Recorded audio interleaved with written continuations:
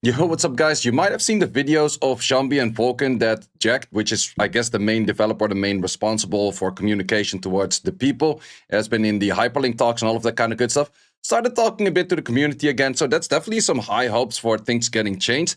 And they actually also made another Twitter post of where they're going to be adjusting a few things. So they do appreciate all of the suggestions we're making. So therefore, of course, we're going to be making these videos as well. It's not nighttime, by the way. I just keep everything closed because it's like 35 degrees outside, and inside it's not that bad just yet. So tomorrow there's going to be a small update, and that small update will actually give us a few nerfs of some dungeons once again.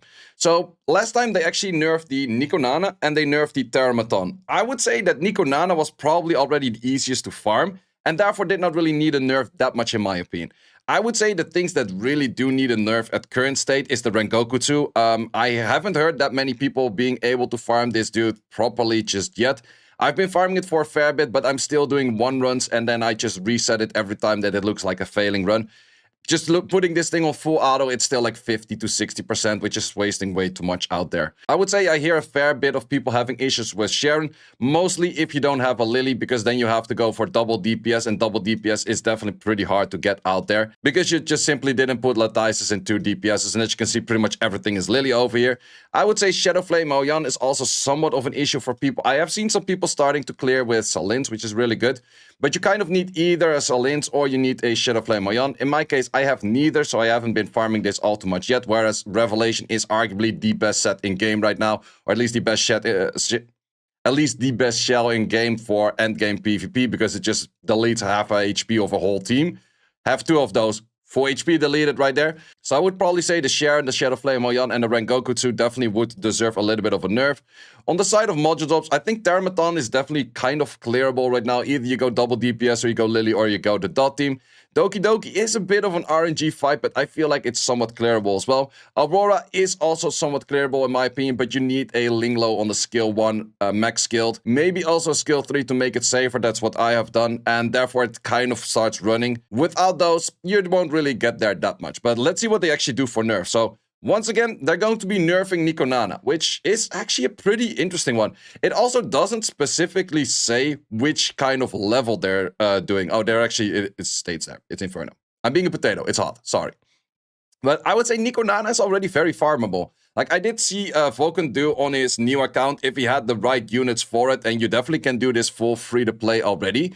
You can get into Nikonana the moment you hit level 50 if you have the right units built. And what are the right units built for free to play? Well, let's actually load in this real quick and I'll show you. If you go for a team like this, which is R unit, SR unit, SR unit, and a free to play unit in the first place, this team will definitely clear it. It will take a little bit of time, but in the current state of the game, the moment you hit level 50, you have max skill, skill 1 and skill 3 on the Obel, max skill on the Chachi the Guard, and you have decent stats on all of them and full skilled on the Vice. No skill ups on the Linglo. You already clear Nikonana. So I would say that another nerf to this would make it a lot easier to probably just shoot it with the thing after like debuffing it with like a Claws or a Dina or anything like that.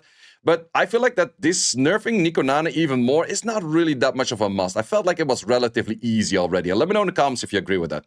Next up, we have the nerf for Shadowflame Nerf. So we have 15% HP reduced, 10% on the attack, and we have the Monster Durant attack reduced by 15%. Okay, I guess that's one of the skills that it's doing. So definitely a lot less damage output from that. I think that's very fair on the Shadowflame Nerf. I think more teams will be available rather than just like this 3-man team that's clearing it in 25 seconds. I think you're going to see a lot more teams like this. If there's like less damage from them, you are able to deal more damage. That team will still remain the same. Like sure, it's a little bit easier to survive. But I think we're going to see a lot more teams like this. Personally, I haven't farmed Shadowflame Nerf. I was thinking about Shadowflame Nerf, doing it with like a Fangus, Obel, Lily, and then one kind of like reset unit or something like, or a CC unit on the both things or something like that, or maybe not even a Lily, use a CC unit and then a healer unit. Something along the lines I was thinking about that, but I feel like that I could probably build a team like this and then maybe just use anything along the lines of a CC unit on left and right. And I don't have a Salins. Salins would absolutely be best in slot, but probably I can get away with doing this with like just a other CC unit. I don't have Kraken build. Kraken would be pretty nice because of the pushback, but I might use like just a Kazuya or maybe a Mio, even though Mio does start with a skill 3 rather than a skill 2.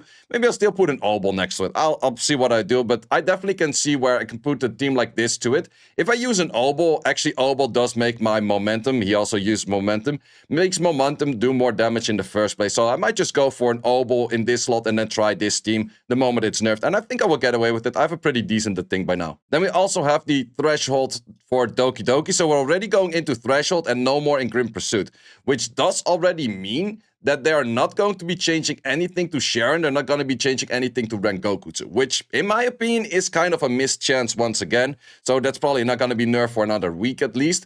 But Sharon, as mentioned, if you don't have double DPS, or well, if you don't have Lily, you're definitely going to be struggling in this dungeon. Even if you have Lily, I see a lot of people still struggle because of the strips and that kind of random stuff out there. This team, in the end, is the main team that is working that you see here on the screen. But yeah, you don't really see too many non-Lily clears, and that's definitely still an issue for this one altogether.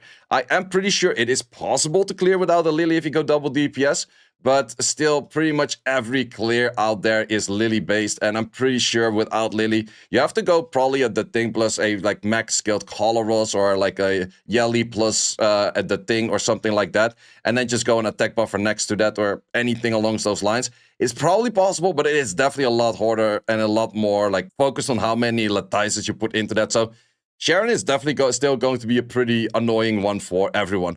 Also, Rengokutsu, I think the only team out there that I've seen properly cleared is a Lily team with a class, like not having Lily and class. Like I would say probably 90% are Lily and class based. Oh, this is actually kind of funny that that works. To be honest, I'm not very surprised it works. I have seen these 3 units or even these 2 units plus a class like sustain the boss for a very long time. So there's definitely options out there, but it's still every single one of them is Lily based. Like there's not just a single thing that is not Lily based. So I would have definitely liked to see Rengokutsu being nerfed, but that is apparently one that they're still being untouched. So let's move on to the next.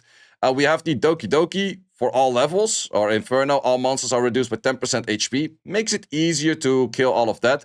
And we have the second wave, the attack reduced, and that is on the main dude. Okay, so the main dude's mostly like one-tabbing one of your units the moment it's like defense broken. Makes sense, is a little bit annoying, but yeah, definitely is understandable right there. We also have the Amber Track on Sharon. Kind of a thing that comes a little bit too late in my opinion, because the Amber Track was reset yesterday, or well, from like the day reset of today to yesterday, or the other way around, from yesterday to today. So that was reset, and from what I've heard from other people, that this Venomous Embrace is way easier than the thing that we got stunned earlier. And people are not going to be as much stuck on the Sharon or any of those kind of things because they're not fighting the stun. It's still a little bit annoying, but it's probably not as bad. So kind of comes a little bit too late, but better late than never, I would say. There were a few people that were stuck on the Sharon boss. There were a few people that were stuck on the Astartes boss. We have the accuracy reduced by 50, okay. And we have the attack in the second phase reduced by 20, okay. That's definitely a good one. I think that this also does count for the 42. Is it, again, like the same rotation of all of the bosses?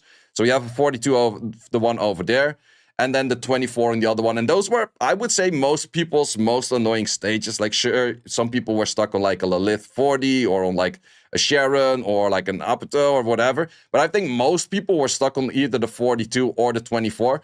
And mainly by it being a very RNG fight. And that is kind of the thing that I'm slightly sad about, that they didn't change. Which is like the Disorder. Well, it does have lower accuracy. So if you work with more resistance, it's maybe a little bit more and better. But I would say that this thing should have just had less stun rate. Like, it's like 35% chance to stun or something. Make that like 25 or 20 or even 10. Like, it's not necessarily a hard stage. It's a very RNG focused stage. And the less RNG you put in that, the more enjoyable it will get. And the more people can just clear it by like actually doing the game mechanics to clear it. So in that sense, kind of, I would have liked to see a different nerf, but then again, any nerf on that is kind of fine in my opinion. They also lowered the difficulty of the Amber Track for Sharon, which just reducing the boss by 25% HP for all stage. I think that's very good. It makes it a lot more... It's kind of an out-sustaining DPS check kind of fight, and if you just simply deal more DPS, you don't have to survive as long, and the boss will get a lot easier. So I think the Sharon will definitely be very noticeable, a lot easier right there. And then we also have the lowering of the anti-sync echoes, mainly for the Heinrich stages. They have lowering speed on the Marvel and on the Heinrich, and I have seen a lot of people get stuck on that stage, which is the anti-sync echo over here. Did already clear it myself. It's here at the 27.